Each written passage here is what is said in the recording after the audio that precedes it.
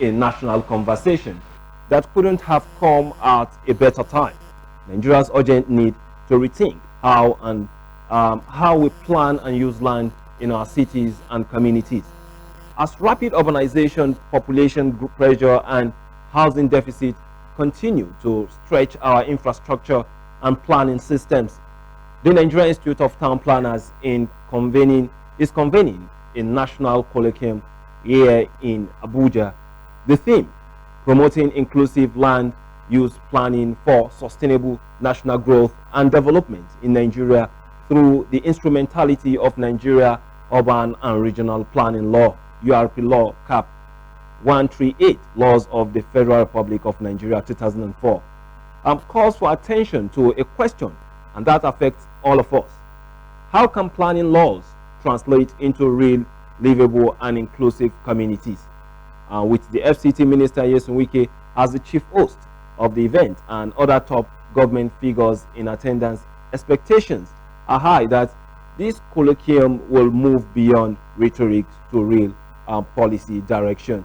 And today we'll be having just a guest via our phone call, and also we'll be having a guest later in the show in the studio. But then I'll be going a very short break. But before we go, our guest on phone will be Dr. Jibril Garba, who seems to be the National Vice President of Nigerian Institute of Town Planners on the program this time. So we are going to reach out to him via phone call, and when the live guest is around, we'll now establish a major conversation on the issue. So let's go for this break while we get Dr. Jibril on phone.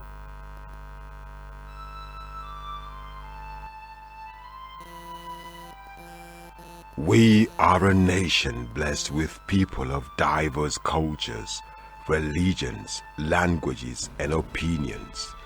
It is ironic that we are now being ripped apart by our greatest strength, our diversity.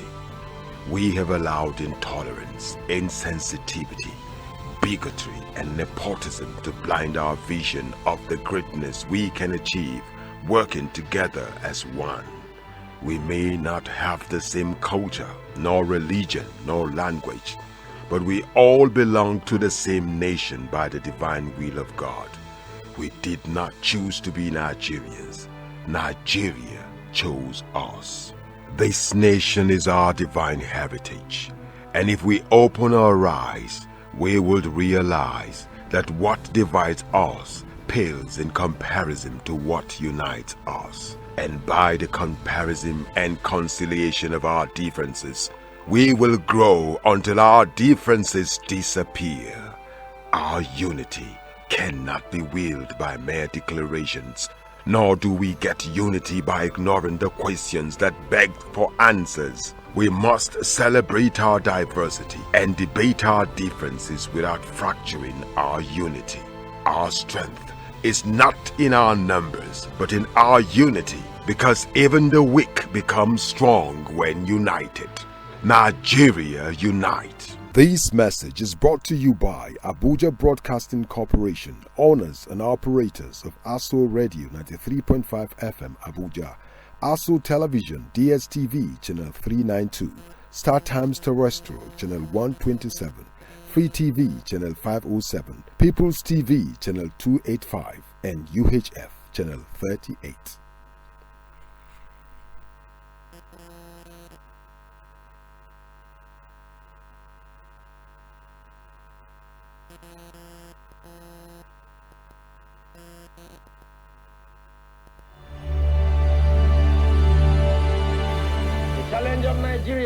As a free state in 20th century Africa is the need to revive the stature of man in Africa and restore the dignity of man in the world.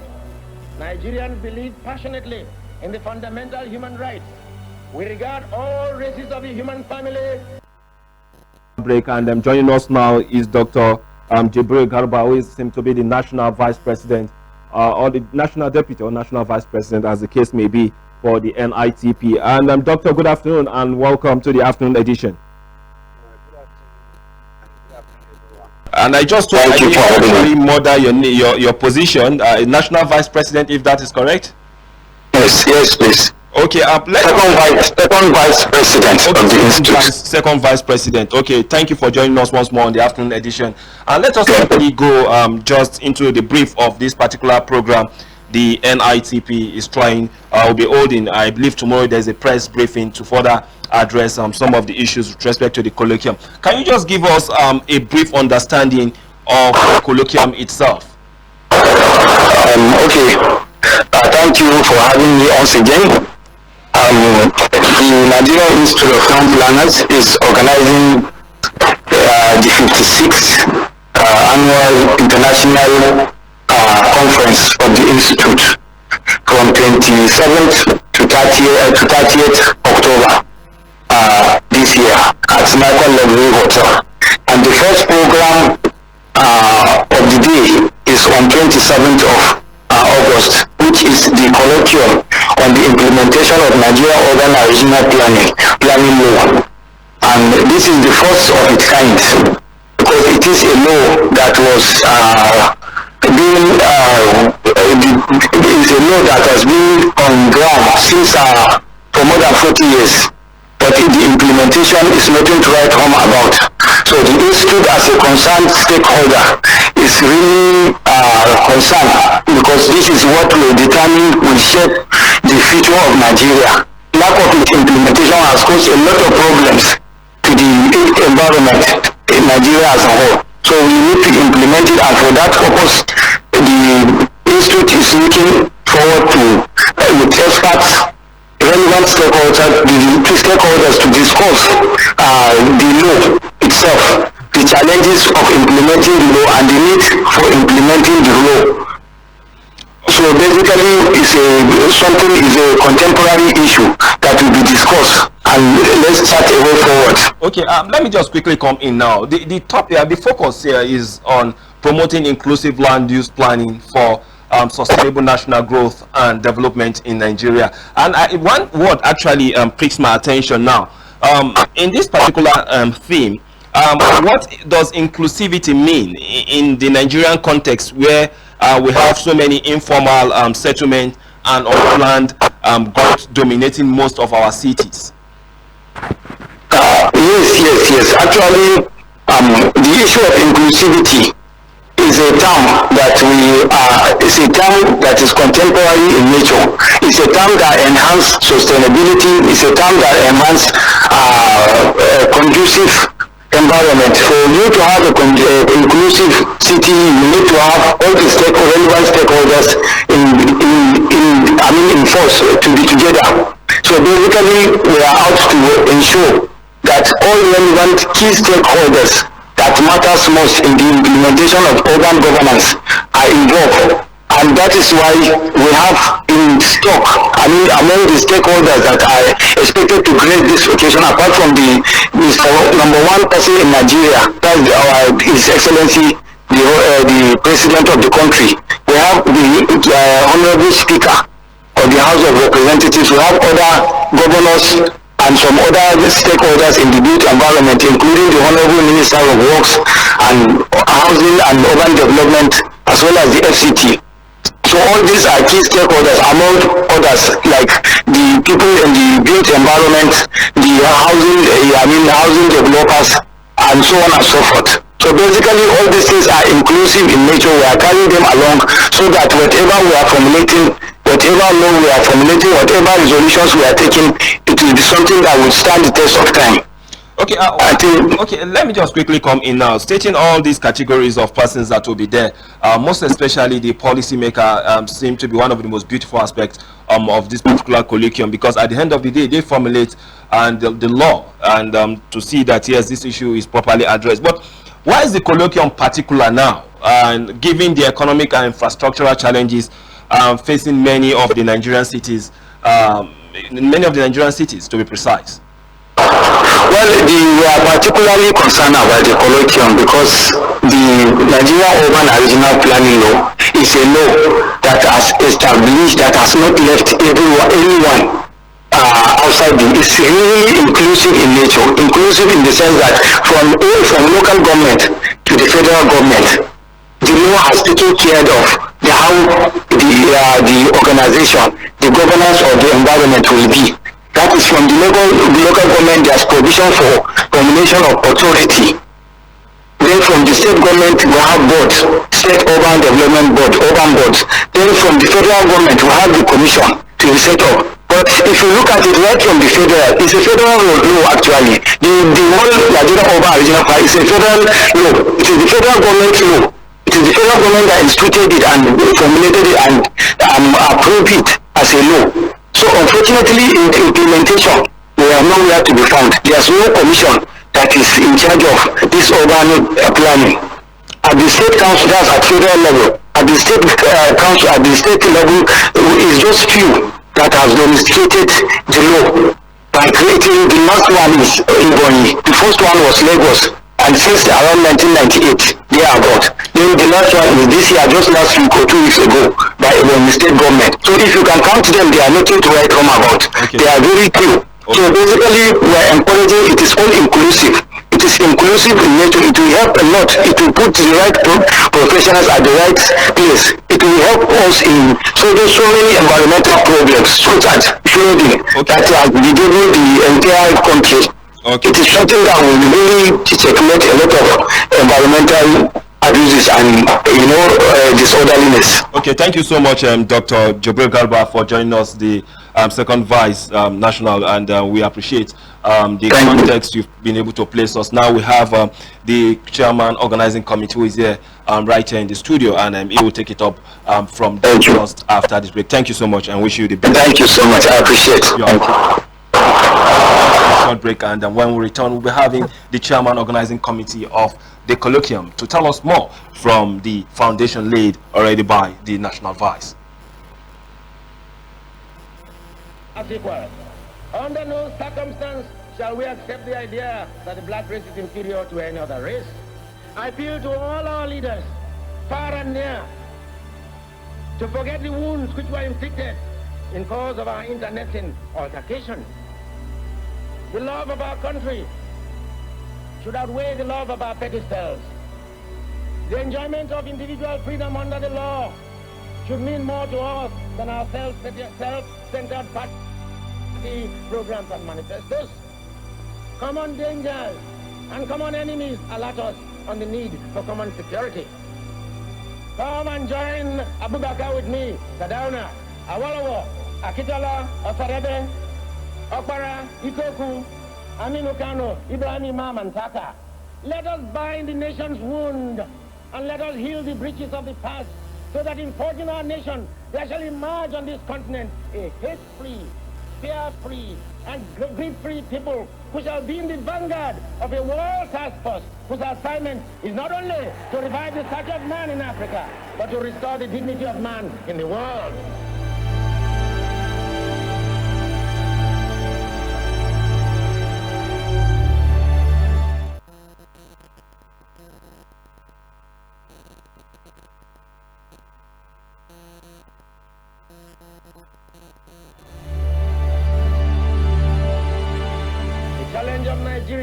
As a free state in 20th century Africa is the need to revive the stature of man in Africa and restore the dignity of man in the world. Nigerians believe passionately in the fundamental human rights. We regard all races of the human family as equal. Under no circumstance shall we accept the idea that the black race is inferior to any other race. I appeal to all our leaders, far and near, to forget the wounds which were inflicted in cause of our internecine altercation. The love of our country should outweigh the love of our petty selves. The enjoyment of individual freedom under the law should mean more to us than our self-centered party programs and manifestos. Common dangers and common enemies alert us on the need for common security. Come and join Abubakar of a world task force whose assignment is not only to revive the stature of man in Africa, but to restore the dignity of man in the world.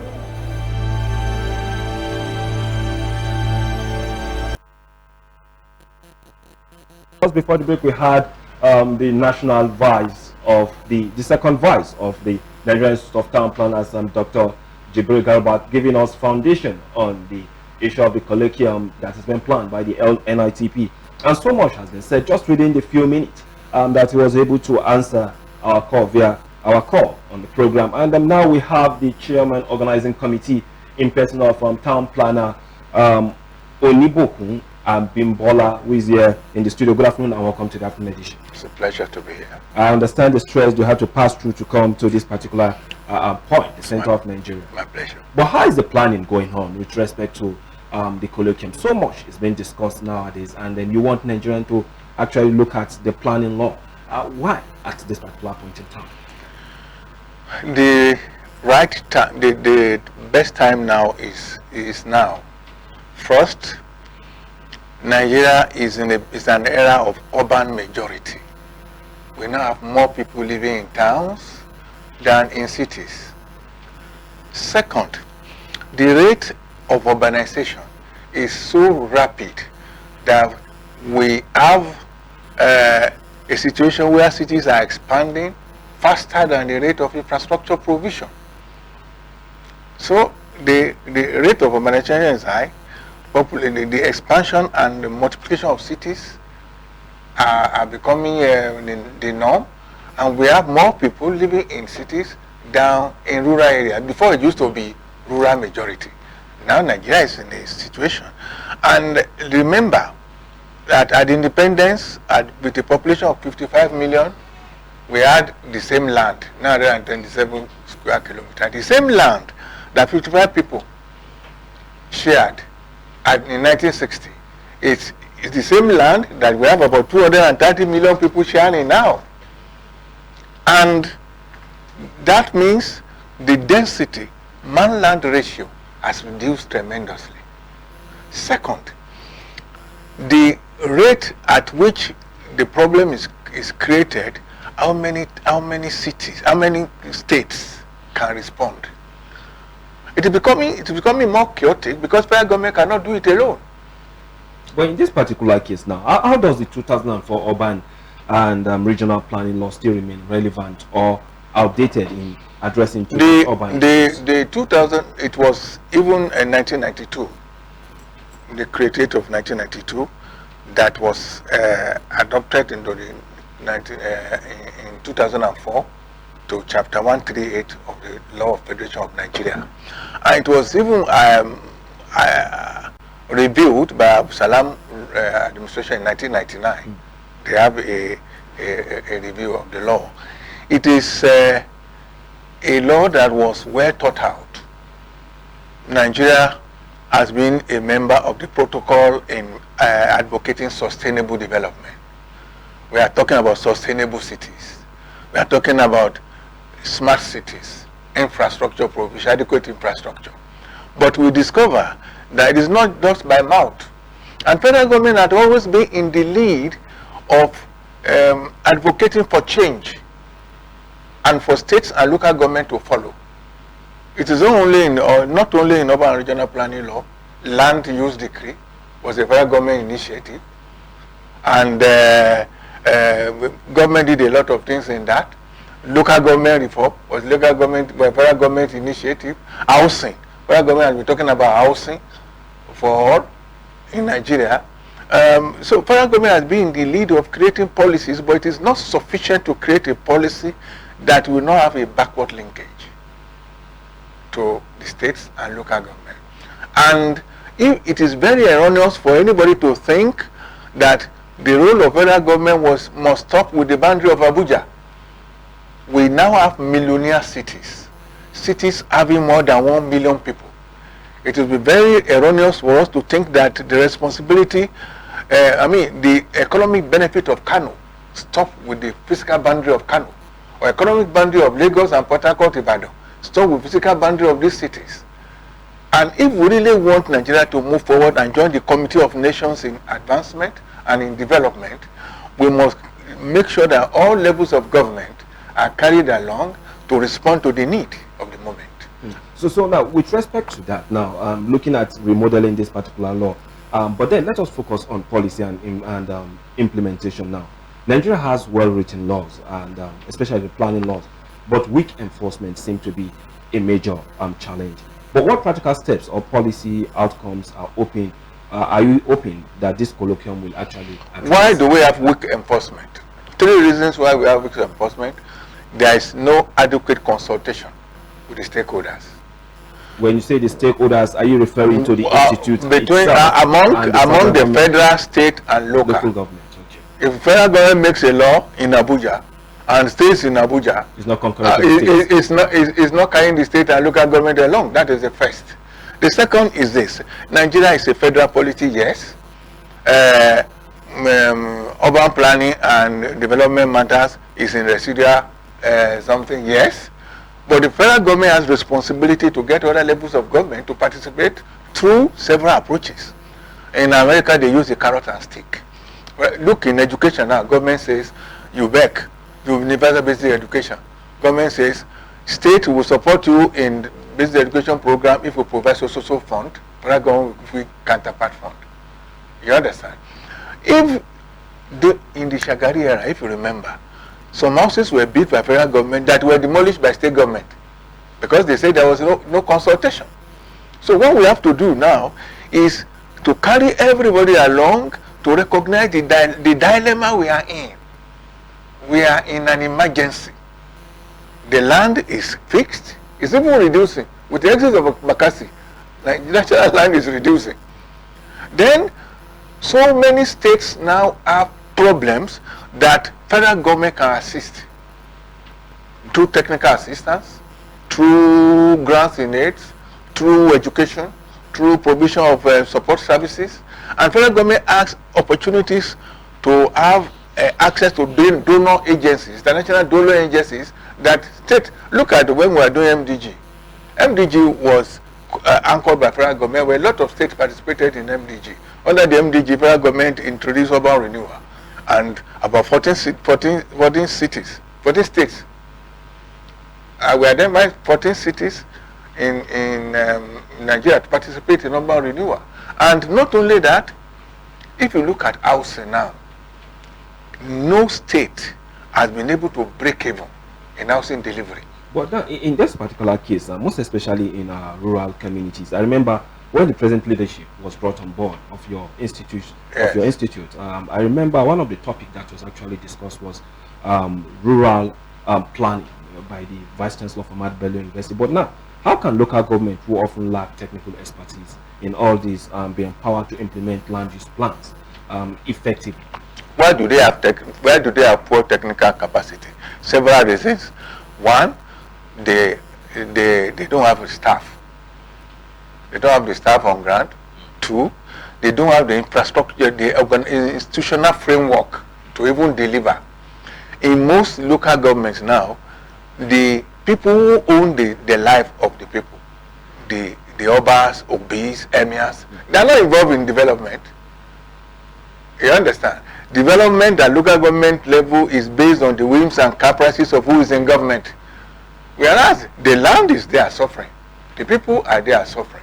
So the question we're asking is, what is the focus of what is the target of development? Is it the prosperity of the people or the prosperity of the place?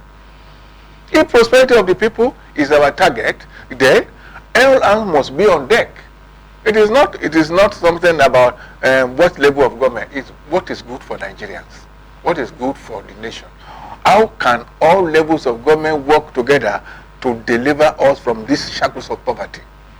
So in this particular regard now, during the colloquium, or probably maybe towards the tail end of the colloquium, will there be any resolutions or communique directed at the National Assembly? Because I remember the speaker is part of those that is invited for this particular program, or probably even the FCT minister for other further legislative.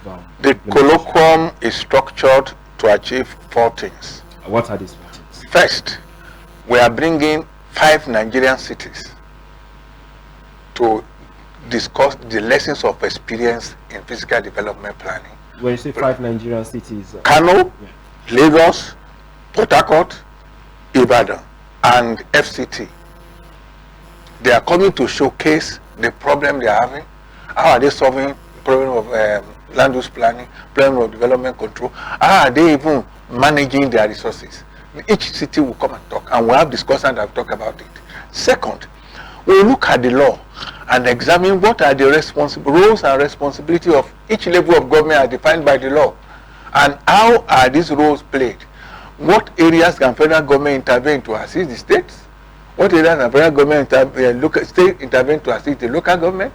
And how can the three of them work together to create a salubrious environment that is good for working and recreation? Then we are going to have conclusions. We call it the colloquium declaration. This declaration will address 5 issues. 1, what is the current hindrances? What are the current hindrances to the implementation of this law at all levels? How can this be identified? 2, if there are problems with overcoming obstacles, what can the National Assembly do? What can the State Assembly do? What can the local government do? 3rd, let us look at the technical capacity we have in Nigeria today. What are the areas in which we are lacking? How can we bridge this gap at all levels of government? And particularly the resources at hand, how can we grow it to make sure that the nation benefits from it? And the most important is, in the only FCT and one other state as tribunal.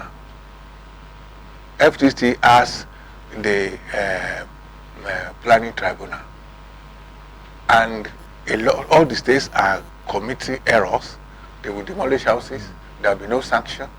People will ask for approval that will not be given. This law has defined the maximum number of days that a plan can stay with an office without approval. This law has defined where government, before government will just go and build without approval. It is now illegal for any government to build now without, according to that law. Then government use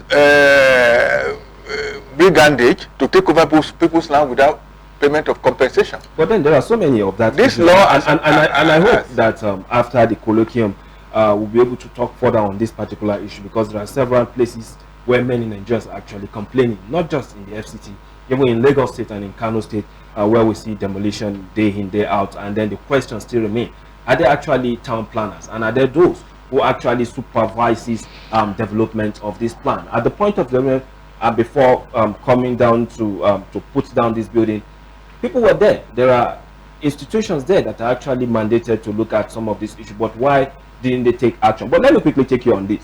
Many Nigerians see planning as something technical or detached from their daily lives. How can planners make citizens part of this process of shaping this law? This law has addressed the issue of public participation, consultation. You cannot shave somebody's heads in this absence. The law has made it mandatory that before you go into full-scale redevelopment of an area, you must carry the people along. There are procedures you have to follow. Even in the plan preparation, there are procedures you have to follow. And if you don't follow that procedure, the laws the plan you have made will not be tenable. Then about demolition, there's an aspect in law. Ignorance is not an excuse in law. Everybody knows from the beginning that Abuja is federal government land. Even if you are Gwari and you build anywhere in Abuja, you know it is illegal. And the town planning law says that even the cost of demolishing your house will have to be paid by you if you build illegally. That is an aspect people don't underscore. If government says this area is meant for public use, and overnight, people build houses overnight, they will start construction when people are in the office. Before they wake up, they have erected the building. But it doesn't matter. When government is ready, they will remove your building. And in fact, the law says you must pay for the cost of the demolition. That's very interesting. That is what the law says. So, people don't like control. People want to have things their way.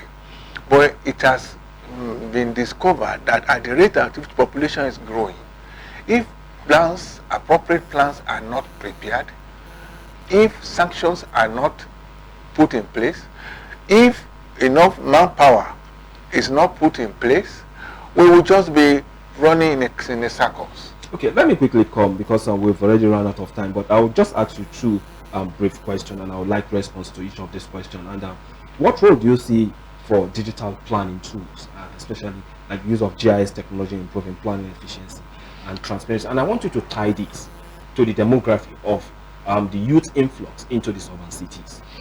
I like that question. Why people have not been able to control land use is they don't know. You know, abroad, I was in France, sometimes in 1988. If you own one side, one plot, 1 square meter of land anywhere in France, they will know from satellite. And they will send a message to you. But we don't have adequate monitoring for our land use procedures. Now, we have reached a stage now that technology must be put in to be able to monitor rate of development expansion and rate of contravention and detection of this contravention and how to correct it. And particularly in cities like Abuja, Lagos, development control department must be digitized in such a way that they will be able to work faster than doing everything through files. That is the first thing. The second thing is that we are now in the era of smart cities, having smart cities. All over Europe, all over America, cities are made to respond to the spur of the moment on the challenges they need. But we are not there yet. This colloquium is the beginning of a long chain of actions to happen in Nigeria. Okay, as the chairman of the local organizing committee, yes. And what are your expectations by the end of this event, and what should Nigerians watch out for in the communique? Just in brief. We should expect that states and local government that can be nonchalant about development matters will now wake up and prepare their own laws. They tap from the advice of federal government and prepare their own laws according to their cultural needs and according to the demand. That is number one. It affects state and local government. Two, we will expect federal government to obey its own law by establishing instruments, particularly institutional framework, which the law authorized them to. For instance, the law says federal government will establish national, urban, and regional planning commission. This government is moving very close to that. This government has established a Ministry of Regional Development, where we have Ministry of Housing and Urban Development. What is only remains is that they will take URD from Housing and Urban Development, take regional development, match them, and make them commission. We are almost there. You know what I'm saying? In fact, Abu Salam made a law in 1999 that the Department of Urban and Regional Planning of the Ministry of Oxford should transmute into the commission.